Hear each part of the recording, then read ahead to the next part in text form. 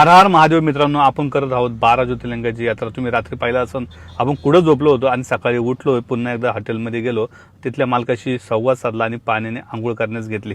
सगळ्यांनी पहिला नंबर लावला, मी शेवट नंबर लावला. नंतर गेलो, रात्रीचा भात होता तो परतून खाला आणि थेट पोहोचलो ते ओंकारेश्वरच्या कमानीमध्ये आणि पार्किंगमध्ये. पार्किंगमधनं पुढे गेल्यानंतर आम्ही पोहोचलो ते झुलता बीचसाठी. तिथून पोहोचलो ते मंदिरामध्ये, थेट प्रवेश केला, कारण की आमच्याकडे होता VIP पास. कसला VIP पास, गर्दी तर तेवढीच होती.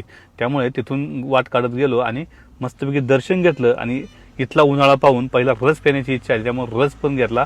आणि इथं असलेल्या रुद्राक्ष खरा का खोटा हे जरा तपासून पाहण्याचा प्रयत्न केला. शेवटपर्यंत काही कळलं नाही. त्यानंतर गेलो ते नर्मदेच्या पात्रामध्ये, ते पण नौका विहार करण्यासाठी. इथून दिसणारा हा ब्रिज आणि इथून दिसणारे ओंकारेश्वरचं मंदिर पाहता क्षणी मनाला प्रसन्न वाटत होते. त्यामुळे घाईघाई तिथे दर्शन घेतले आणि नमस्कार केला त्या भव्य दिव्य अशा मंदिराला. तिथून काढता पाय घेतला, कारण की आज कमी वेळेमध्ये 2 ज्योतिर्लिंग करायचे होते. त्यामुळे आम्ही थेट पोहोचलो ते उज्जैनला, म्हणजे महाकालेश्वरला म्हणजे उज्जैनला पोहोचल्यानंतर तिथे पावसाने आमचे स्वागत केले.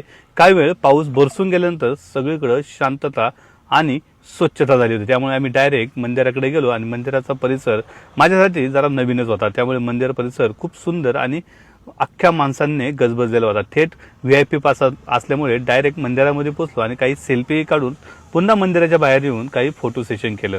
आणि आजूबाजूला असलेले हाराचे दुकानं, तसेच भूक लागल्यामुळे तेथे मस्तपैकी समोसाही चाकला. संध्याकाळची वेळ झाली होती, संध्याकाळचं जेवण केलं आणि पुन्हा एकदा आजचा दिवस इथेच संपला.